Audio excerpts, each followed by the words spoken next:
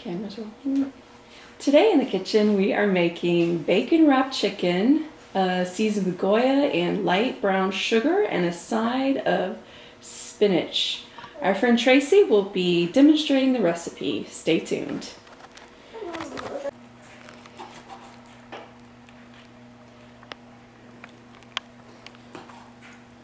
Hi, I'm Tracy. So for the bacon wrapped chicken, you're going to start out with skinless and boneless chicken breast. For the sake of how many people we have to feed with this, we have a 10-pound bag that we took 18 breasts out of. You want to cut the extra fat off of the chicken. These don't have to be perfectly cubed, but you don't want really big pieces either. Ideally, it should be a little bit more than bite size. So you just dice this up. Doesn't have to be perfect. Again, the fat will take away from what you're trying to do, most definitely, and most people don't like the fatty consistency. So you just dice it up and not that size of pieces. And we're gonna move this because we have so much to do. How many people are you cooking for? About 9, maybe a few more here as well. So it's a few, but it's fine. This dish will definitely be filling, and it's so good, and it's really not complicated. Who did you get the recipe from? Or where did you get the recipe I inspiration? got the recipe from a nurse that I knew from New Jersey. I don't know if it's specifically a New Jersey recipe, but he just happened to be from there. And who's your assistant today? On the My right of you? assistant is Littlefoot, the bubble blower. He's a good supervisor. He's trying to keep us all in line. And I have the world's best camera person. Thank you. She's a good teacher too. Likewise. All right, we're gonna cut this chicken up and we'll be back. Camera's rolling. Okay, so we're back, and now we have diced up the chicken into a little bit bigger than bite-sized pieces. The next step in the bacon wrapped chicken is to marinate the chicken with Goya. Goya has a few different options, but this blue and yellow label is the one that you would use for this recipe. It kind of has a orangey, lemony, multiple spices. It's one of those tastes you can't really explain, but it's good. So you can put this on chicken, besides this recipe, pork chops, liver. It has multiple uses. The only thing I do not like about this is it tends, and this probably is unavoidable, but it tends to stick to the bottom. So you have to vigorously, for a few moments, shake it to make sure that you get all the seasoning. Otherwise, you're only using the juice. The seasonings will settle to the bottom and you will not get the full effects. So moving on from that, you shake it, you pour it over the chicken. I don't know necessarily that a bowl or a tray is better, but as long as the chicken is in it and marinating, it really doesn't matter. It does not have to sit, although it can sit overnight. I personally have never marinated it overnight. So as long as it is coated in it, you will get the effects. We have 3 bottles. I don't think we're gonna need all 3. You don't want it swimming in it, but this is probably the perfect solution right here. This one needs a little bit more, so yeah. You just want to make sure that it soaks into the chicken. I'm trying not to make a mess.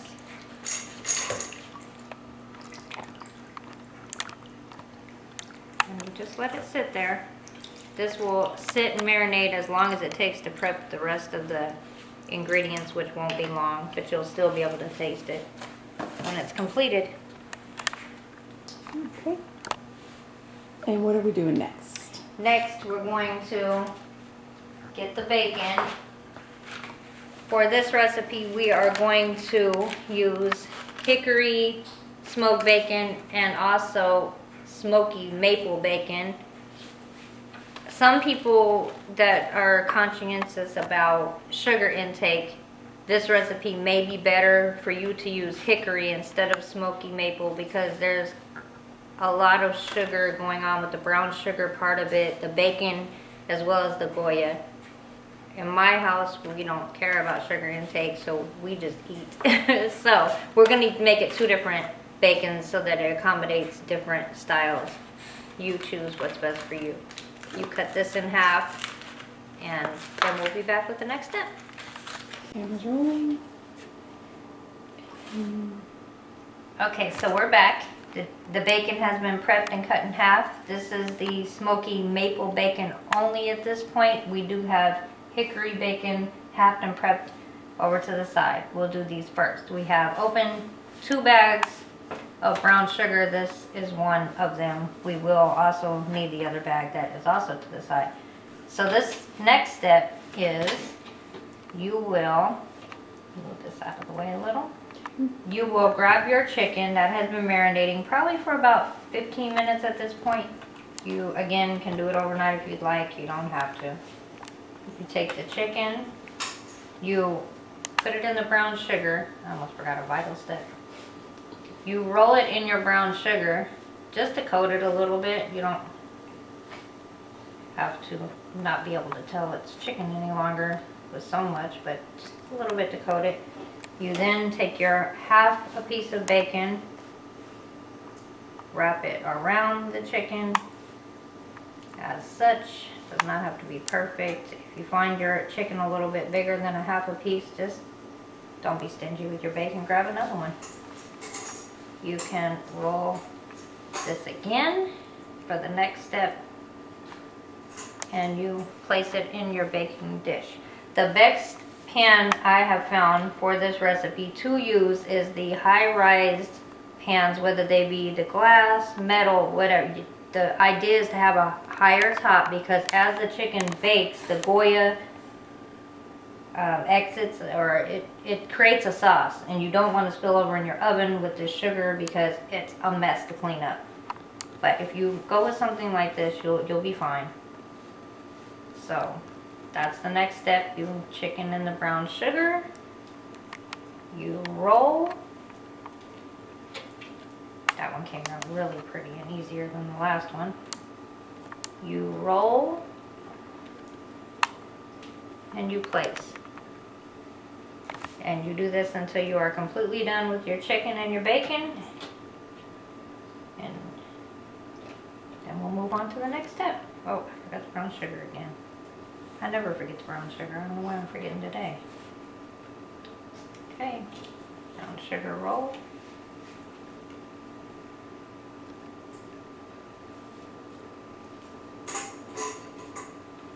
And brown sugar.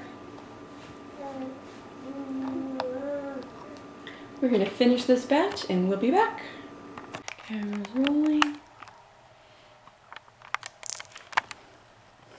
Okay, so we're back. We have completed all the wrapping of the chicken with the bacon. It has started to caramelize in its own sauce, like I mentioned earlier.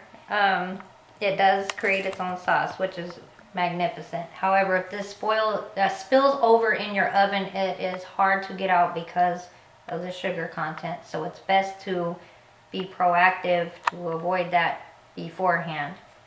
And we have prepped our oven and preheated it to 350.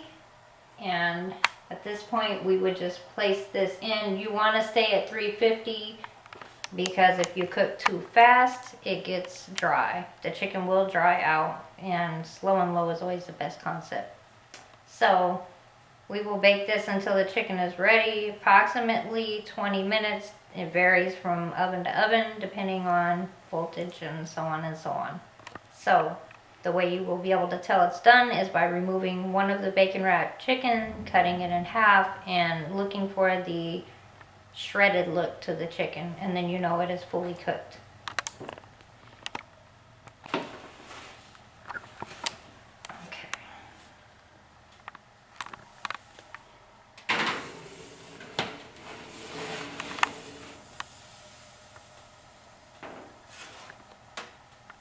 So we'll flip cooking time. This is gonna be good.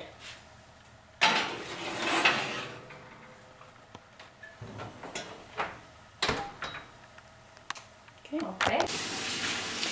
While the bacon wrapped chicken cooks in the oven, we will cook our spinach. We're going to steam it and then season it with a little bit of olive oil and salt and pepper. I'm going to unwrap the spinach. I purchased this in the freezer section at the grocery store. I defrosted it today. The chopped spinach is easy to use, compact. It doesn't take up a whole lot of space in the freezer, and they're cheaper. And if I remember correctly from Bodybuilder magazine and interview, I think that this is the most nutrient dense.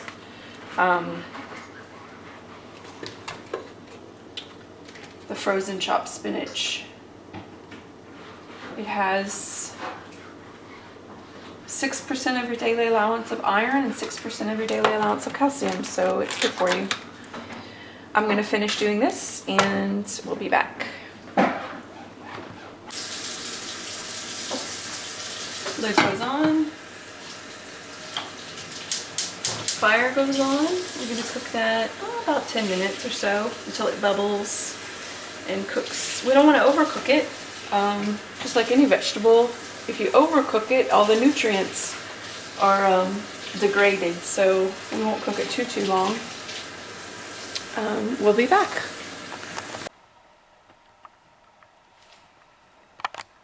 Okay, we're back and we are done with our bacon wrapped chicken. It's been pulled from the oven. It is cooling just slightly, and we are now moving on to the spinach that Andrea made, and it is also done. We're gonna plate it all up and then we will be back. Oh, how long did the chicken cook total? Oh gosh, 25, 15, 15, 30, about 55 minutes. Okay. And I'll quickly finish the spinach for y'all. It's very simple. It was cooked on the stove. I'll show it to you. And all I'm gonna do is add a splash of light tasting olive oil. It adds a little bit of a good texture and flavor. Some salt to taste. A little bit of black pepper. Mix it up and done. Olive oil is good for you. It's good for the heart. It has healthy fats, so it's nice to finish vegetables with olive oil or salad or anything, because it's good for your health. And we'll be back with the tasting. Here we have the Goya chicken en brochette in bacon. And while I was away, and we made green beans the same way we prepared our spinach. And we will taste it now.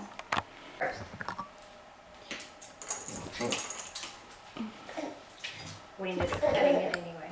That's okay.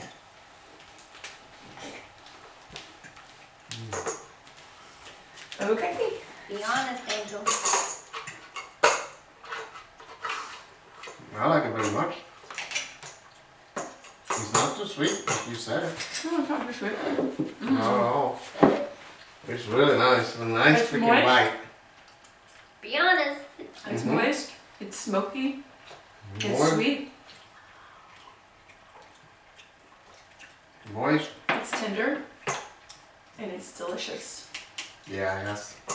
It's like a perfect combination. Just the right amount of salt and sweet. Salt and sweet, yeah. See, that's why to put other seasoning on it kind of throws everything off. You know what I mean? That's why the chicken just goes in the Goya, but no garlic powder, no, you know what I mean? Because it throws the taste off. Like the Goya is enough mixed Oh, with, yeah, you're with right. the brown sugar and the bacon, you know? Oh, yeah, baby. Yeah. If you wanted a little spice, maybe a little bit of cayenne for people who like spicy, but it's good. I like it like this. You think it's too sweet, honestly? No, it's not too sweet. I don't think it's too sweet. I think that's something that really balances off a little bit everything. You know? So, Well, we're gonna finish our dinner. Thanks for joining us. We'll see you next time. Bye-bye. Bye. perfect bite. Bye. A perfect bite too.